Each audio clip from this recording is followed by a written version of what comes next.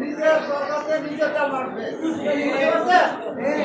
সবাই আমার কথা শুনতে পারে, সবাই বুঝতে না? সবাই নিজের প্রচেষ্টা, নিজের উদ্যোগে পরীক্ষা দিতে হবে।